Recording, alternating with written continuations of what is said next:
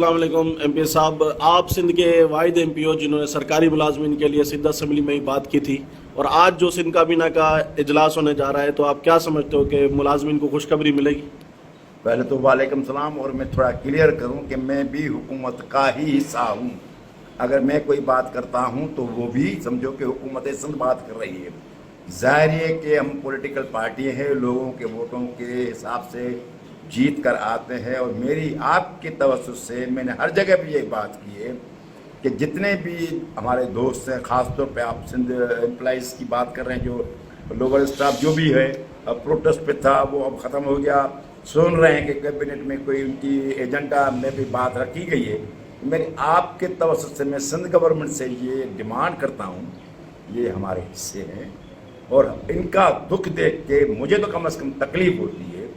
तो हम अगर इनके लिए कुछ करेंगे तो हुकूमत हमारी इसमें कंगाल नहीं होगी, गरीब नहीं होगी। सखावत तो वैसे भी हम करते हैं, वो करनी चाहिए और ये इनका राइट भी है। तो अपनों से कुछ डिमांड्स सही भी होती है, गलत भी होती हैं। तो मैं तवक्को करता हूँ कि इंशाअल्लाह ताला सिंध हुकूमत ने पहले भी बहुत सारे अच्छे काम किए हैं।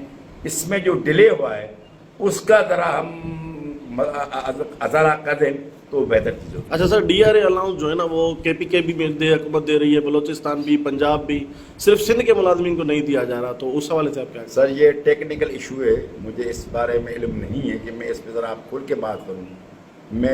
मेरी आपके तवज्जुह से ये बात होगी कि देखें, अगर तो मैं ना कहूँ तो बेहतर है, ये मेरे लिए मुनासिब नहीं है, मगर ये दोस्त है, इनके बच्चे हैं, इनकी फैमिली से हैं जो इनके सिर्फ सैलरी पे चलते हैं। बाकी दोस्तों को कोई ना कोई अपना कारोबार होगा, कोई ना कोई ज़रूर होगा, मगर मेरी ये सोच है कि हमें इनके साथ कोई हिसाब किताब नहीं करना चाहिए मेरे भाई।